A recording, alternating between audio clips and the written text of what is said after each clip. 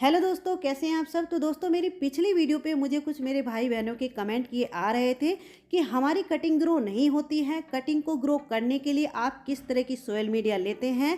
तो देखिए, वैसे तो मैं अपनी हर वीडियो में ये बताती हूँ कि कटिंग को किस तरह की सोयल मीडिया में आपको लगाना है, लेकिन आज की इस वीडियो में मैं आप लोगों के साथ दो चार बातें ऐसी शेयर करने वाली हूँ। एक दो ट्रिक आप लोगों को ऐसी बताऊँगी कि उस तरीके से अगर आप लोग कटिंग को लगाओगे, उन बातों को अगर आप लोग ध्यान रखोगे तो आपकी कटिंग ज़रूर ग्रो होगी। मैं अपनी तरफ से पूरी कोशिश करूँगी कि आप लोगों को समझ में आ जाए। तो चलिए, सबसे पहले देखते हैं कि कटिंग को किस तरह की मिट्टी में हमें लगाना है। तो देखिए, ये जो सामने आप लोग देख रहे हैं, ये है simple river sand. River sand ये वही होती है जो हमारे घरों वगैरह के बनाने के काम में आती है। रिवर सैंड यानी कि ये नदी से निकली हुई रेत रहती है। और ये जो आप सामने देख रहे हैं, इसको बोलते हैं डेजर्ट सैंड। डेजर्ट सैंड रेगिस्तान या राजस्थान जैसी जगहों में मिलती है। डेजर्ट सैंड जो होती है ये थोड़ी सी ब्राउन सी दिखती है, और जो रिवर सैंड होती है ये थोड़ी सी ग्रे से कलर की दिखती है।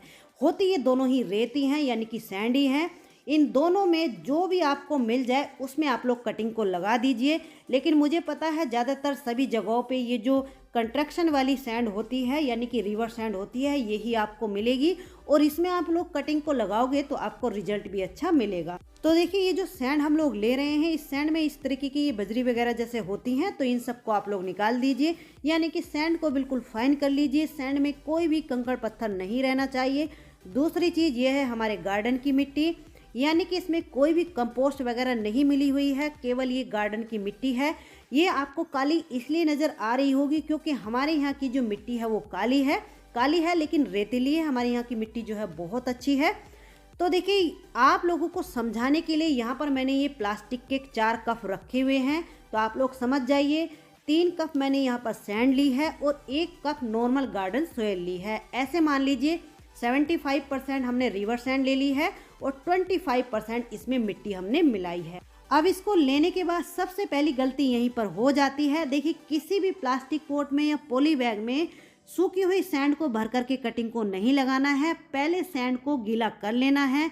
क्यों कर लेना है, क्यों सूखी हुई सैंड में कटिंग को नहीं लगाना है। देखिए, सूखी हुई सैंड में जब हम कटिंग को लगाते हैं तो जब उसमें हम ऊपर से पानी डालते हैं तो कटिंग हिलने के चांस रहते हैं, और कटिंग लगने के बाद हिलनी बिल्कुल भी नहीं चाहिए। ये चीज़ आप लोग नोट कर लीजिए। कटिंग लगने के बाद अगर हिल गई तो 1% है कि आपकी कटिंग ग्रो होगी, 99% आपकी कटिंग ग्रो नहीं होगी। दूसरी बात, सूखी हुई सैंड में कटिंग लगा करके जब आप पानी देते हो ऊपर से, तो कई बार क्या होता है कि हमें पता ही नहीं चलता कि पूरी तरीके से जो सैंड है वो गीली हो गई है, या कई बार ऐसा होता है कि पानी कम रह जाता है, या कई बार ऐसा होता है कि पानी ज़्यादा भी हो जाता है। अभी मैं आप लोगों को इसका एक एग्जाम्पल दे करके समझाती हूँ। देखिए, ये जो पॉली बैग होते हैं, अगर इनमें हम कटिंग को लगाते हैं तो इनमें बहुत सारे होल बने हुए होते हैं।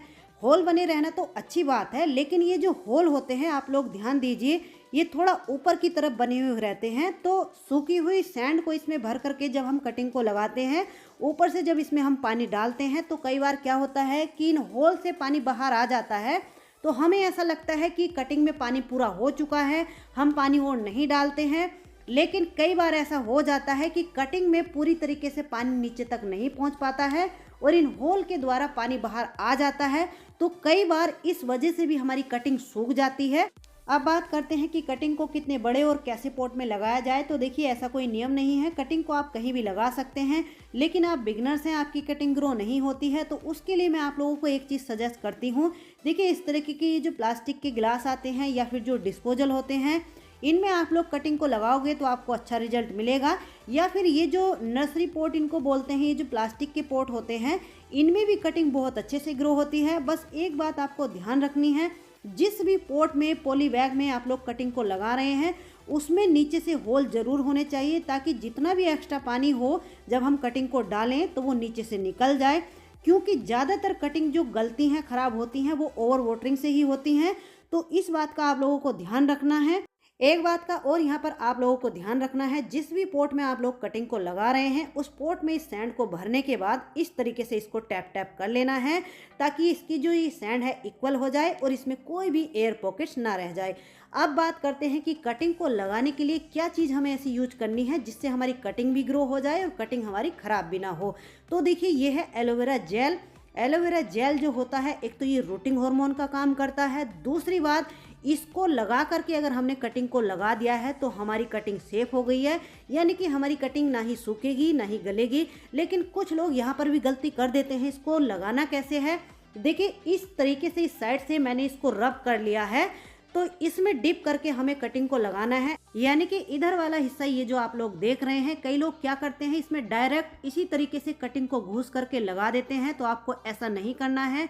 क्योंकि देखिए ये जो इसके नोड एरिया होते हैं कटिंग के, ऐसा करने से इनमें क्रैक्स से आ जाते हैं, तो कटिंग कई बार इस वजह से भी खराब हो सकती है। तो या तो आप इसका जेल अलग से निकाल लीजिए, या फिर इस जेल की जो पत्ती आप लोग देख रहे हैं इसको इस तरीके से रब कर लीजिए। तो देखिए बस इस तरीके से कटिंग को इसमें डिप कर लेना है, यानी कि अच्छे से कटिंग की 2-3 नोड एरिया तक इस जेल को लगा लेना है।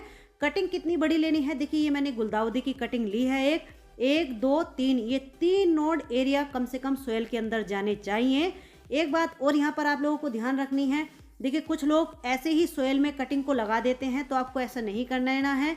किसी भी स्टिक वगैरह से पहले उसमें होल कर लेना है। होल करने के बाद आपको इस तरीके से कटिंग को लगाना है, और कटिंग को बहुत ज़्यादा तेज हाथों से प्रेस नहीं करना है, बहुत ही सॉफ्टली यानी कि हल्के हाथों से दबाना है।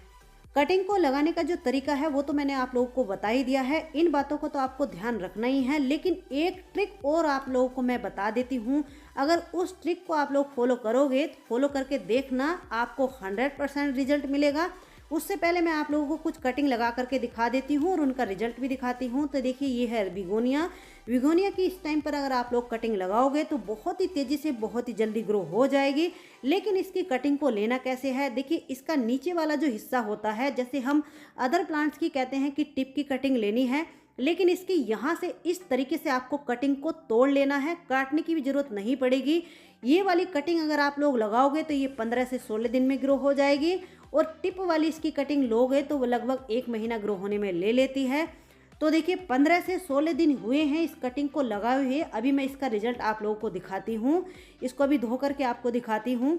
तो देखिए इसमें किस तरह से जड़ें बनने लगी हैं, आप लोग देख लीजिए। ये 15 दिन का रिजल्ट है, कितने अच्छे से कटिंग ग्रो हो गई है। ये है देखिए डैंथस, इसका भी एक पौधा अगर आप लोग नर्सरी से ले आते हो 20 से 30 रुपए में मिल जाएगा। ला करके तुरंत इनकी 5 से 6 कटिंग लगा दीजिए। इसकी भी देखिए इस तरीके से टिप की कटिंग लेनी है। इसकी बहुत ज़्यादा बड़ी कटिंग तो नहीं मिलती, लगभग 3 इंच की ये कटिंग होगी। इसके नीचे की जितनी भी एक्स्ट्रा लीव्स हैं उन सबको हटा देना है। हटाने के बाद देखिए इस तरीके से इसको लगा देना है। और इसकी भी जो कटिंग है लगभग 14 से 15 दिन ले लेती है अच्छे से ग्रो होने में। देखिए लगभग 15 से 20 दिन हुए हैं इस कटिंग को लगाए हुए। मैंने इसी पॉट में एक कटिंग लगा दी थी, आप लोग देख लीजिए कितने अच्छे से कटिंग ग्रो हो गई है, यानी कि पूरा प्लांट ही ये बन गया है। ये है देखिए बरबीना।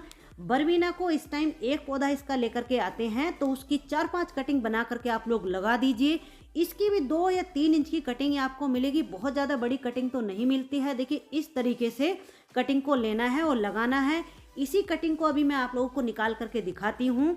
तो देखिए ये जो कटिंग आप लोग देख रहे हैं, यहाँ पर मैंने 3 कटिंगें लगाई थी, तो ये लगभग 12 से 13 दिन बाद का रिजल्ट है जो मैं आपको अभी दिखाती हूँ निकाल करके। देखिए निकल भी नहीं रही है, इसकी जो रूटिंग है कितनी अच्छे से हुई है। तो देखिए आप लोग देख सकते हैं कितनी अच्छी इसमें रूटिंग हुई है, कितने अच्छे से, मतलब पूरा प्लांट ही हमारा बन गया है। तो चलिए अब मैं आप लोगों को एक ट्रिक बताती हूँ। इस ट्रिक का भी अहम रोल होता है कटिंग को ग्रो होने में। इस ट्रिक को आप लोग फॉलो करके देखिए, आप लोगों को भी ज़रूर रिजल्ट मिलेगा। तो देखिए जैसे कि हम लोग टेरेस गार्डनिंग करते हैं, तो चाहे आप मिट्टी के या प्लास्टिक के किसी भी पॉट में आप लोग कटिंग को लगा रहे हैं, कटिंग को लगाने के बाद डायरेक्ट टेरेस पर मत रखिए। अगर आपके पास ज़मीन है तो इससे अच्छी बात तो कोई हो ही नहीं सकती, आप लोग उसको ज़मीन में रख दीजिए। अगर ज़मीन नहीं है तो आप लोग ऐसा कर सकते हैं, देखिए आपके जो अदर प्लांट्स के पोट हैं उन पोट में आप लोग इस तरीके से कटिंग को रख दीजिए। आप ये जो मेरी जेरेनियम की कटिंग देख रहे हैं, मैं अपनी कटिंग को इसी तरीके से रखती हूँ। इससे क्या होगा, देखिए अगर गलती से कभी कटिंग में ओवर वाटरिंग हो भी जाती है तो नीचे की जो ये मिट्टी है पोट की, जितना भी एक्स्ट्रा पानी होगा ये सोख लेगी। दूसरी बात, अगर गलती से कभी कटिंग में पानी कम रह गया तो कटिंग को नीचे से मॉइस्चर मिलता रहेगा, यानी कि कटिंग सूखेगी भी नहीं।